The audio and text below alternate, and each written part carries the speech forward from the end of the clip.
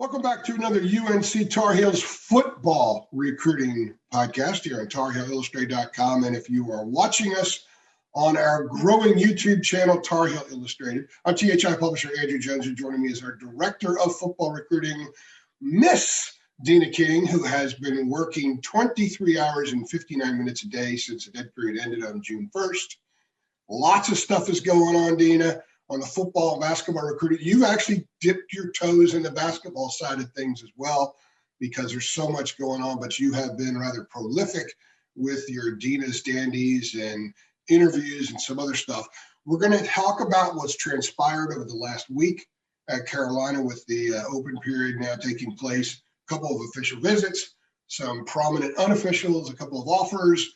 We're going to hit on 123 kid, Christian Hamilton, and we're going to cap this podcast off talking about Travis Shaw, whom you spent about an hour with on Monday and got some uncovered some pretty good information that excited people in places like Clemson and Georgia, as well as North Carolina. So let's get going on the official visits. 3 of them we're going to hit on, leading off with Jaden Lucas, the 4-star DB out of South Carolina, someone we didn't know a whole lot about a month ago or so, just kind of difficult uncovering information, but we have learned a lot about him recently. Ran a piece Monday, an interview with Jeadyn Lukus. So what's up with Jeadyn Lucas, and how did his visit go? He had his first official visit to Chapel Hill and came away. I mean, the common theme with a lot of these kids that they're amazed, they're excited. They've got out of their own element and getting on campus and seeing the coaches face to face. I mean, you know, it's nice with Zoom and everything, with the coaches being able to contact kids through Zoom and texts and FaceTime and the phone, but to spend one-on-one face-to-face meeting with some of these coaches that have been constantly in touch with them is pretty cool. With Jaden, you know, he's in Malden, South Carolina, is right there in Clemson's backyard. So he's heading to Clemson I believe this upcoming week, their big recruiting weekend for the Tigers. But, you know, he's mentioned Ohio State, Clemson, and UNC's his top 3 teams. And the big thing about Jaden is his relationship with Dre Bly. And he mentioned that. He mentioned Tony Grimes, the Tar Heels' usage of him, and it's kind of like a blueprint that now Carolina can show younger, I call them younger kids, the high school kids, hey, we're going to play. If you're that good, we're going to play you, and we'll play you very early. Yeah, and by the way, Zach Rice was also on campus earlier on. We're not going to focus on him really much in this official visit. You had a lot of stuff that you ran on him. We've kind of covered that rather extensively, just so people know. Don't expect any Zach Rice discussion here. But the other thing about Lucas, and that was one of the things that jumped out at me, is the Dre-like factor, because Dre isn't just Charlotte and 757. Dre is such a prominent part of this process, especially when going after DBs. But, you know, he really emphasized the Tony Grimes factor. And he brings his name up every time now. I think he believes he's a kid that no matter where he goes, and you mentioned Clemson and Ohio State as possibilities, he thinks he's getting on the field right away. I think they really want kids with those attitudes. They want kids that think the minute they step on campus, they belong on the field. That's the kind of mindset, the kind of moxie that they want to fill this program with. And who has that moxie on the staff? Dre Bly. Yeah. I mean, you have him. Dre Island, that's the common thing with cornerbacks, which Jeadyn Lucas is. They call it Grimes Island, Jaden Island, Dre Bly Island. You know, you got to have a toughness that you're out there all by yourself. You got one-on-one with that guy. So you got to have a certain confidence level, and Jaden, he fits that. He would be an awesome get for UNC, because I think he's almost a borderline 5-star. Yeah. Got to have a short memory too when you play corner. Jake Pope is a 3-star athlete from Georgia. Everybody keeps wondering when he's going to move up to a 4, especially when you look at his offer sheet, when you look at his film. Whether or not he moves up to a 4 doesn't really matter in the long run. The staff likes him a lot. And they don't care what the star ranking is. They like him a lot. Other big time programs like him a lot. He was in town. We've talked about him, I don't know how many times on podcast, Deana, but it seems like we've been running Jake Pope stuff for a long time. Like I think we ran our first Jake Pope piece before I even met Jacob Turner. So he's been a part of THI from a content standpoint for a long time. He finally took his OV this past week. How did that go? He said one word, amazing. He took a quarantine visit earlier. And of course, it's nothing like being on an official when the schools throw out royal treatment to you, take you food. I've always heard about the food, presentations, meetings, the photo shoot that everybody loves, especially the kids doing them. I just can't wait to see some of these photos that come out with the graphics and everything. They're really, really great. But Jake, he always, when I talked to him the other night, I mean, it was like just everything positive. He was so happy to I think Jay Bateman and Jake Pope, they are just formed a tremendous bond. I think that bond is going to be hard for those other 3 or 4 schools to break. I mean, you mentioned his official visits. And he's listed as a 3-star, and he's got a final list of Alabama, Notre Dame, and Ohio State, and he's from Georgia. Now, he went to Georgia on an unofficial before he came to UNC this past week. But, he tells me he's a perfect fit in Coach Bateman's defense. So Bateman is locked in on him, and he said that UNC has been on him the longest. So that resonates with a lot of kids. That first offer, that first school that shows them the love, sometimes it pays off in the end. Well, especially when the love strengthens over time.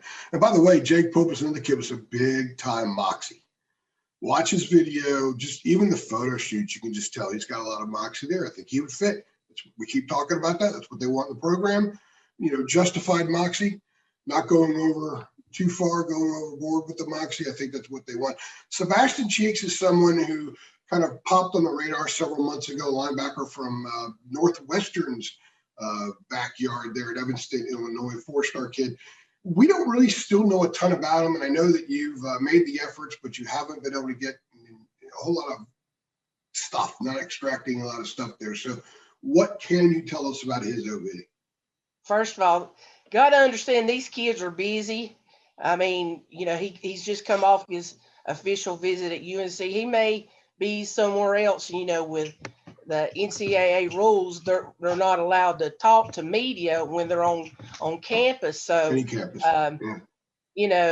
He's scheduled to go to Texas, I believe, this week for official. But when I spoke to him before, he kept just raving about Coach Thigpen.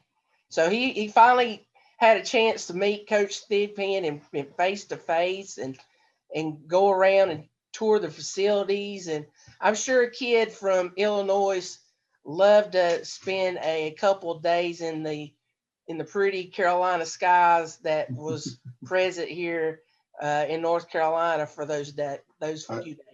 Now are you saying the weather's not great up there in Evanston? I've been to Evanston. I've been to Chicago many times, and Evanston's a pretty town, but it ain't North Carolina. But I see Texas. He goes to Texas this week, and Notre Dame's in the picture. But he talks about family, and that's been a common theme with Mac, the family thing. And Coach Thigpen is very vital. I mean, he's built a great relationship with Sebastian, and it's kind of a common theme. You see these coaches building these almost father type relationships with these kids. So Mac's got him a bunch of great guys, great family guys that know how to relate to some of these kids. So I think Sebastian, if I spoke to him, he would be like the other two. They were just amazed and just impressed with what they saw in Chapel Hill this past weekend. Before we get to the unofficials, a couple of the offers, we'll hit on Hamilton and of course, Travis Shaw. We're going to talk about him later on in this podcast. The thing that jumped out at me, and I'm not going to say that there's an advantage to COVID or anything like that under any circumstance at all, but nobody could take an official visit for a long time. During that time period, Mac was able to complete the renovations to his house. And it is within 1 mile, less than 1 mile from the football facilities, meaning it can be used for football functions. So when a kid visits, they can go to Mac's house. The thing that really jumped out at me the last week was how much fun kids are having there, and they're talking about it. And it's not like they can go to a school in 2 weeks and, Kirby Smart could do that to his house. And I don't know if he does or if he has it or not, to be honest with you. Or any other coach can add that element that Carolina has right now when kids are coming in. So when they talk about the amazing time they're having, part of it is that element of the experience. Well, if you're on social media and you follow these guys on Instagram and Twitter, you've probably seen some videos of cat now. She's going. Or if you follow Dre Bly, by the way, Dre's going crazy with it. It's a lot of fun to watch that. They've got videos and pictures of them hanging out in Mac's house. Like Mac said, he's making it a cool place to be. So he's even included his residence because he's got a nice pool out there. He's got this golf, like Top Golf kind of simulator at his house that Dre posted about, and Coach Brown showing his lovely golf swing that he's always kind of quote bragging about in press conferences. It's a joke, Coach, if you see this. He needs to get Roy. He needs to get Roy over there to give some. Roy's got a lot of time on his hands now. So he's making good on his word, making it cool to be around Chapel Hill. Marion Hampton has been around Chapel Hill a lot in the last few months. Even before the dead period ended, he was making unofficial visits. It's not a long trip from Clayton, North Carolina. He's a 4-star running back. Someone you have always been high on him, but you are increasingly high on him over the last 4 to 6 months. So he took another unofficial. How did that go? What have you learned about that? And when is his official? I think that's 4 times. Yeah, 4 or 5 times. He was here this past weekend. This week, he was at the spring game. He came to 2 of the practices that we were at. He had the photo shoot. Seen the photos.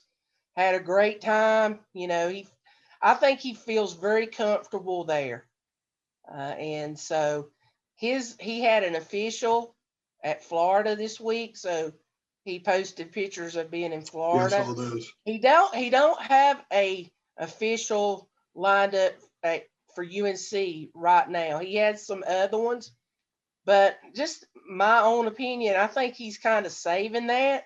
See in the fall, because I think Carolina's in great shape for him, and he's just holding on to that one offer, maybe to take a game day experience official. That's it's different taking officials right now, because all they can do is show you an empty Kenan Stadium. You bring a kid in on a Saturday night playing. I don't know who they're. Doesn't matter this year. It's going to be full. Yeah, I mean, you bring it in. It's going to be a packed house. You're going to be there with a lot of the other highly ranked kids, and it's impressionable. So he may be wanting to do that. I think Omarion really likes UNC, and I think Carolina's in great shape. I'll just put it that way. And if a kid comes in for an official on a game weekend and the game is at night, the staff can actually spend a little more time with them earlier that day on Saturday than if it's like a a noon game or something like that, where there's just not a whole lot of time. George Pettaway was also on campus for an unofficial, and he's someone that we have written about and talked about a lot in the last year since Jacob and I saw him last year, about a year ago now. We were up in Virginia Beach for a camp. Really impressive young man, someone who I think would fit in great with what they do. But, they're not going to take everybody. And as you said, you feel really good about Marion Hampton in Carolina. But George Pettaway, I think the visit, even though it was just an unofficial, I think it had exceeded his expectations. And I don't know how much where Carolina was in his pecking order. He's not really leading on a lot about that. But I think that the Tar Heels, even in an unofficial, helped themselves a lot with Pettaway this past week. Yeah, George, he's always had UNC up there top. He was there with I've seen pictures of him and Jake Pope. He's getting to intermingle with other recruits and the players that are there. So it's all about building relationships, and we know how how important he is in that recruitment. And I know Carolina fans would love to get a duo of Hampton and Pettaway, because that would be another that would take UNC's offensive tack to a really high level, and they may do it. So we don't have access to what definite plans Carolina's having. So they could possibly take both of them. 2 running backs this year. Well, both of them are very high on UNC. It could be a small class, but if you love both kids and you just sometimes if you can get them both, you're like, you know what, we can't turn someone like that away. Well, we got to take them and make it work. They're both in such important recruiting areas. Yeah. Omarion is the home state kid that, I his style of play makes me think a lot like Todd Gurley. He may not be the sprinter. Todd was a very good sprinter in high school. He might not be the sprinter, but his running style makes me think a lot like Todd Gurley. And then George Pettaway is in the Tidewater, a place where Carolina wants to claim, and they practically do claim the Tidewater region in recruiting. Well, they've already got a couple commits from that region for the class of 22. Some of the kids that visited and were offered, Beau Atkinson, a kid from maybe about 8 miles from where I live. He attends Leesville Road High School here in Raleigh, a 4-star defensive end, someone that a lot of people wondered why he didn't have an offer for a while, but he took an unofficial. He got the offer. Really impressive looking kid. He looks like it's kind of hard to try to describe someone that he compares to, but he just looks like a kid that when he's on the field, you don't have to look for him. If you're the one you watch his tape, your eyes are automatically drawn to him. Yeah, he's, we get questions all the time on the board, like, why haven't they offered this kid? Why? And, we'll throw it back to this COVID season. He was probably he was limited in, we talked off the camera, like when I see some of these kids, I don't know who they are because I haven't seen them in so long, or they've changed hairstyles or something. And Beau used to have the sunshine long hair, blonde hair, and now he's trimmed it off. So I probably wouldn't have recognized him if I'd have seen him. But he's a local kid that had been getting a lot of attention, and now since these kids can go on campus and the coaches see them in person, because in person means a lot. I mean, anybody could look really good on tape. You put together your highlight tapes, kind of could hide some stuff, but when you see a kid in person, you see, yeah, he's a legit 6'6", 240 kid, So, but it didn't take long for Mac and them to offer him, get him on campus. I think he's got some officials lined up for some schools out of state, but he's a kid that's starting to gain some big time interest from other schools too, like Clemson and stuff like that. But from Instagram and social media, he looked like he had a great time as well. So last week, my wife, my daughter, and I went up to Maryland, Baltimore, and Solomon's Island for a homeschool / dad going to see the Orioles trip. And they actually won, by the way, which doesn't happen often. And I get a text from you that they offered Justin Kanyuk, I believe that's how his name is pronounced, and he's unranked. And I'm going to do my Deana impersonation because you just inspired me with hair, which is hair for most people. When you said, Andrew, they just offered a guy who's unranked. I'm going to have to find information on him. And that's the text I'm looking at. I don't know if I was in Camden Yards or not, but other stuff was blowing up when I was in Camden Yards, a basketball commitment. So anyway, I thought that was interesting, but I also thought it was really cool because a lot of times people think that all staffs that recruit the 4 and 5 stars, all they do is look at the list of 4 and 5, and that's who they go after. But this staff does its due diligence big time. This is why they have the extended staff that they do, the Daryl Moody, the Sparky Woods, where they vet out these kids long before they make an offer. Mac has described to us the process. So it wasn't just, oh boy, look at this kid, let's just offer him. There are staffs that do that. And there are staffs that simply look at what all the different recruiting sites, how they have kids ranked, and they say, let's just offer the top 150. This staff doesn't do that. That's how this kid who's 6'7", 295 from Bethlehem, Pennsylvania, that's how he shows up, and that's how he leaves Chapel Hill with an offer. Well, he come down. I looked at his offer list. He didn't have any Power 5 offers. He had a lot of lower. I'm top of my head, I can't remember some of them. I know Liberty's an offer, right? Well, he got Liberty after UNC. After Carol, okay. So he came down to Chapel Hill, and Coach Searles. A lot of these kids, they work out. The coaches will work them out, and Coach Searles must have fell in love with what he saw him do, and so they offered. I seen him and Mac and Coach Searles in Mac's office, and blessed to have an offer from UNC, and he left Chapel Hill with an offer. I guess on his way back, he stopped by Liberty, picked up an offer from Hugh Freeze, and now going on back up that way, he picked up an offer from Maryland. So he got 3 offers in a weekend.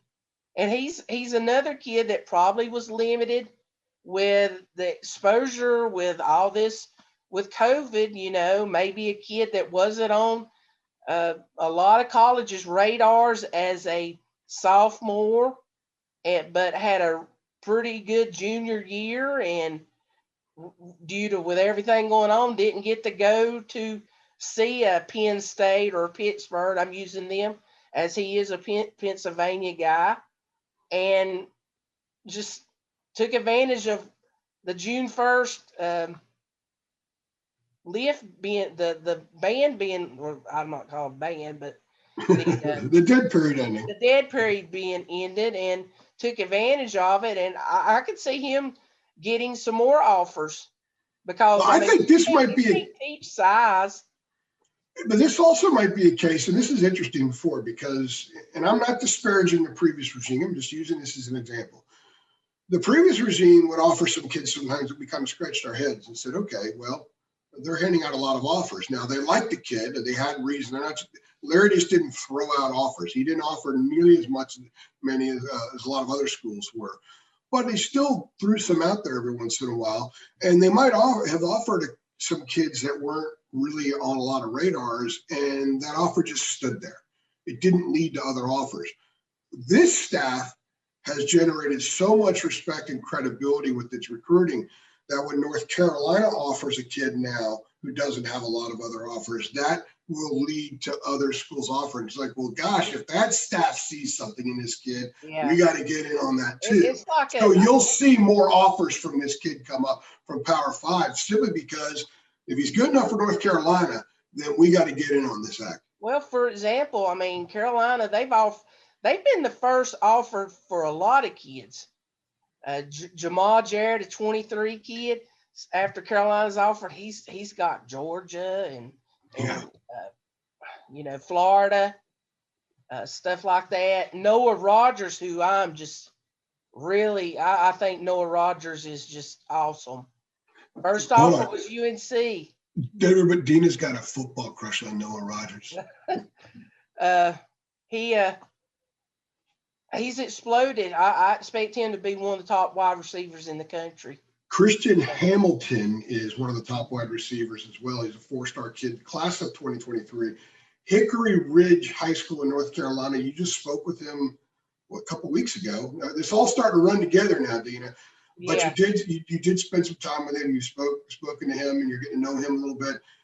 He's another one in that class of 23, and I think the class of 23 is going to be a good size, perhaps as many as 25. I think they're going to take a few wide receivers in that class, and he is someone that they would like to have. So he is one of the prominent 23s that was on campus this past week. I asked him a couple weeks ago at a 7-on-7. He was so excited about finally getting to go places, and so he like the first thing he said was, "I'm definitely going to Chapel Hill." So when that dead period, he headed up to Chapel Hill, got to spend time with Coach Galloway. He said the visit went awesome, great. So Carolina's in great shape with Christian Hamilton. I think he did go up to Penn State this few days later. I saw on him his photo shoots there with another 23 kid, Dalen Smothers, who he's a running back from originally Vance. Now it's called Julius Chambers High School in Charlotte. And he's a kid that he may be on the verge of getting an offer from UNC. I think he's a really good running back. So, but yeah, I mean, it's been a tough task trying to keep up with this revolving door in Keenan. And I post on the board, I'm like, the amount of talent that's walked through the Keenan Football Center and the football facilities since June 1st has been incredible. And it's not slowing down. It's going to get even more each week now. This week there's no officials because their camps are going on. So it'll start back next week with a good group of guys coming in for that. Well, if there's a graph that measures the degree of talent walking through those doors, it's going to get a bump when Travis Shaw crosses through the threshold of the Keenan Football Center. I guess Wednesday. You tell us about this, but I mean, you spent an hour or so with him on Monday. You're also the publisher of ncpreps.com, which is the high school site here in the Rivals.com network. You gave him your 2021 spring football award. You're going to hand out 221 awards, by the way. Yeah. Just so you'll know. So you're going to have to distinguish the difference between two. So 20 years from now, there are going to be two guys that win. He may win both because he won it for the spring year. He may well win it in the fall as well. Travis Shaw is the real deal, 5-star defensive tackle from Grimsley High School in Greensboro. The G, as both of you affectionately referred to it as during your interview. You did a national interview with him that is running on the national site and on your site. And then you did a UNC-specific one that we're running on this channel and on our site, TarHeelIllustrated.com. So, Deana, tell us about Travis Shaw, someone you have known for a while. He's not going to give anybody a lot on his recruitment, but I think you were able to chisel a few things from him. Well, I got to give a shout out to my sister, Melissa. She went with me to do some video and taking some photos, and we were sitting there and car pulled up. Travis got out and my sister's like, "Is that him?" I'm like, "Yes." Good gosh. It's already like he in the pros. I'm like, yeah. I said he's a big kid. I think he's kind of toned up some. I remember watching him at VTO, and he was. I think he weighed in down there about 345. He doesn't look that. I mean, he looks like he's really took care of his body. He looked more fit than in those Uh-huh. UTO stuff from last summer. Yeah. Uh-huh. And of course that was back in the fall. Yeah. Last fall. So he's did some work and everything, but I was up front with him. I'm like, Travis, we're going to do an interview. People are going to see that sling on your arm, so I want you to tell what you want to tell. I don't want people to think I'm pressuring you to tell what happened. But he did get, if you watch the TV, the games, he did get banged up in the state championship game, his shoulder. So he had a little minor surgical procedure on his shoulder, and he has it in the sling, the mobilizer for that. But he said it's nothing. Things are going along fine. So he's basically not going to do any kind of camps. He don't need to. He don't need to do any of these camps and stuff. So basically concentrating on getting better and then narrowing this list of 13 schools. And like you said, he hasn't give much away. That's just one thing about him. And it was hard to get anything on him during the year because his main goal was to win a state championship. Now that that's happened, he's kind of opened up a little bit. On Monday. So I asked him. I got a chance to ask him about his plans and visits because some people are taking officials. I don't think he's actually taken officials yet. I think a lot of these are going to be unofficials, and I think he's not in no hurry. He's a kid that can go to any school he wants to. Every school will have a place for him, I believe.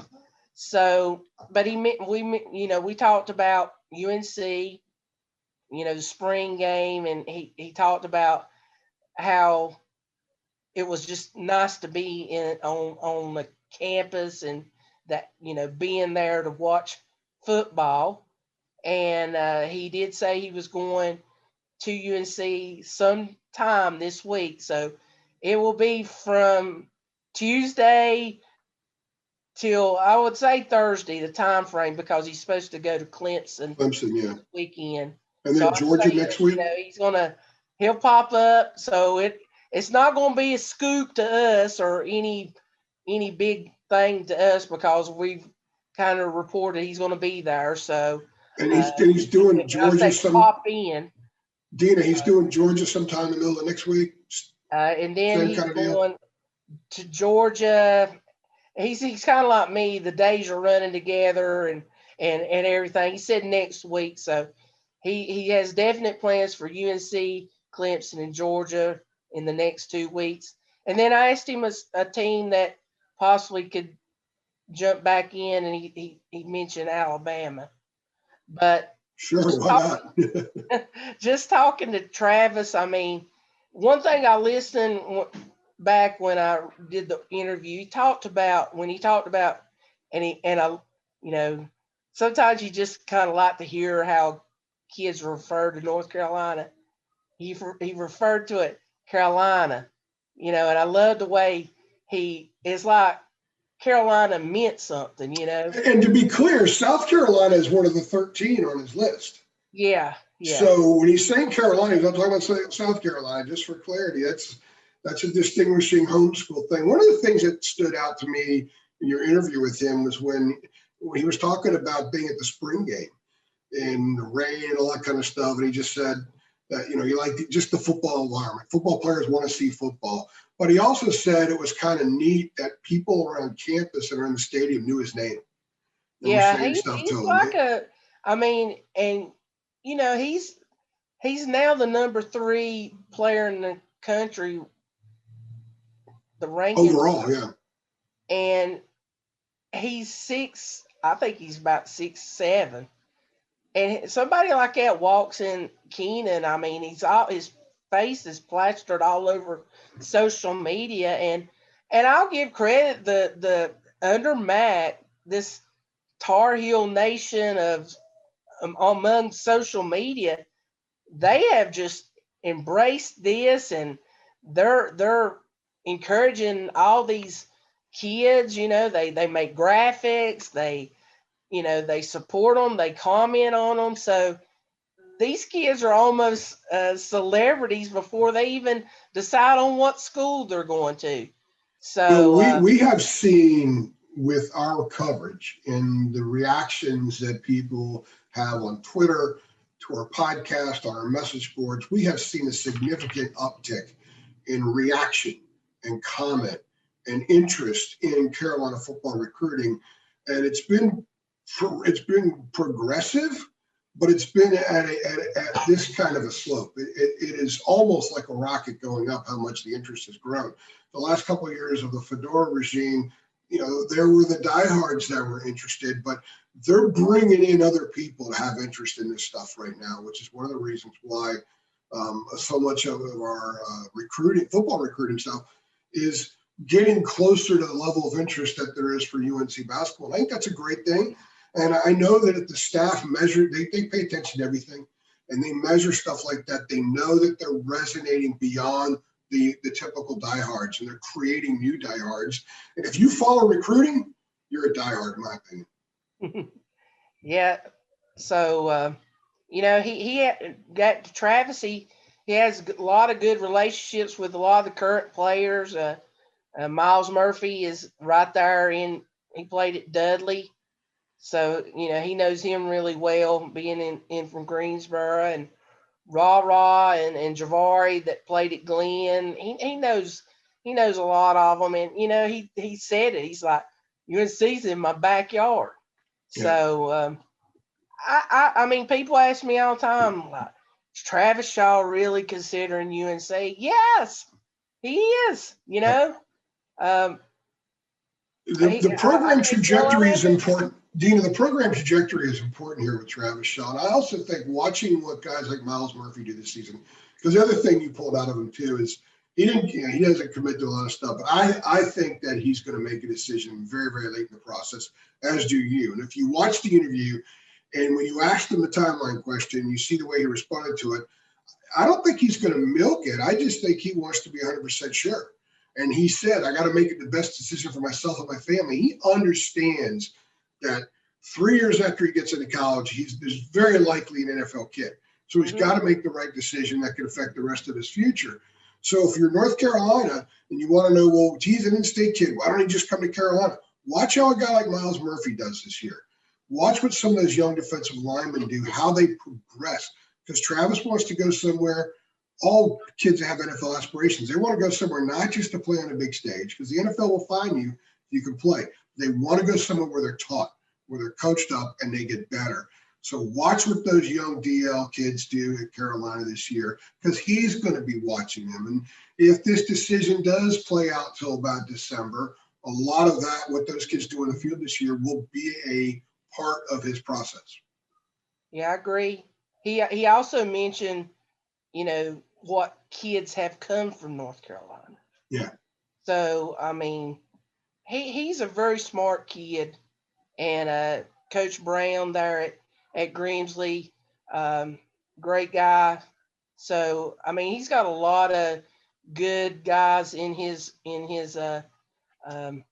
around him, and he's going to do the best, do the best for him, and like you said, his family, because I mean, there's not a lot of 6'7" guys like him come around too often. No. So, but first and foremost, he's trying to get healthy, so he'll be ready to defend that state championship, which is going to be a little bit tougher in North Carolina this year since they go back to 4 classes. So all 4A will be together. So it'll be interesting to watch high school football in the fall, Andrew. Actually in the fall, yeah. Year. Hey, before we close this out, I want to go ahead and remind everybody that we've got an amazing special going on at Tar Heel Illustrated. Go ahead and sign up now. It's free until August. I think August 10th. You don't have to pay until August 10th. So sign up and get all this stuff that Dean is telling you long before we put it on a podcast and more. because there's a lot more that she puts in her articles, a lot more that she puts on the board. And if you like Carolina basketball recruiting, David Sisk, he's so good at what he does. Same deal. We don't roll out a bunch of David Sisk podcasts, so you got to get his stuff on the site. All of it's premium, so you got to sign up. It's free till August 10th. Jump on it right now. You get all this information. Deana, 2 themes from the last week. Max said from day one, got to make it the cool place to be. He has absolutely achieved that. Number 2, the other schools that we mentioned with respect to the kids that have been there, when you're throwing out the Ohio States, the Clemsons, the Alabamas, the Georgias, Carolina is playing in that high rent district right now. Max said last year with the program learning to win and continuing to make progress moving forward after the loss at Florida State, he said, look, we were top 5, we were ranked 5th, but we weren't really the 5th best team. Our mission isn't to just have a spot there every once in a while. It's not to rent in that residence, that neighborhood. It's to actually buy a house in that neighborhood. Recruiting these kinds of kids and getting enough of them to go to Chapel Hill is a part of the process to eventually buying a house in that neighborhood.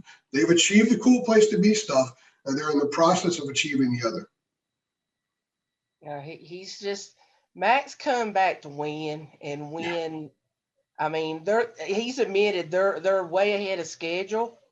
So we're heading into year 3, and you can just feel the excitement in the fan base. I honestly believe that the weather, if it hadn't been raining, we would have seen a lot of people for that spring game because the excitement's there. I mean, the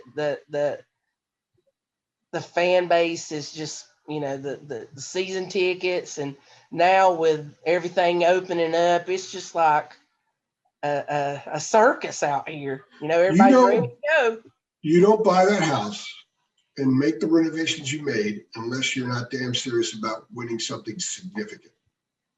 And we're going to do a podcast later on where we talk about more the drive that's behind Mac, but he's not messing around. He didn't do this because he just likes Chapel Hill. He's doing this to win. He's doing this to win something significant. You don't do the things they've done and that he's done unless you're hell-bent on winning something significant. And right now, the trajectory continues to go this way. We'll see what happens this fall. But when we were doing, 1 week into an open recruiting period stories in the past, we did those podcasts and articles in the past, it wasn't loaded with the level of goodies that it is right now. They had good kids coming in. Larry had some really good classes. This is a different level right now. And they're not going to get all these kids. And that's okay, because not everybody could do, Clemson can't take 65,000 kids in a class. Yeah. Alabama. There's a lot of damn good players out there. There's plenty of them to go around. They're looking for the really, really good players who are also good fits. That's a part of the process, and I think that they made a lot of progress in this past week with a lot of kids who are going to be big-time college football players wherever they go. I agree. So we will just keep you updated. I got camps to cover this weekend. I'm excited about that. So we might have some more new offers, some sleeper kids that there will be offers from the camps. That's the best thing about when the camps is kids come in, they get to coach them up, see how they respond to coaching, get to see them do all these different drills. And there's always offers that go on during the camp period. So that'll be exciting. And we will be back here to do another podcast about your full weekend in Chapel Hill coming up, Deana. Looking forward to it. Me too. She's Deana. I'm AJ. Don't forget, head on over to TarHeelIllustrated.com. Sign up now. It's all free until August. You get all this stuff and more for free until August. And trust me, there's a lot more than what we talk about in the podcast that goes on our site. Like I said, she's Deana. I'm AJ. Thanks for stopping by.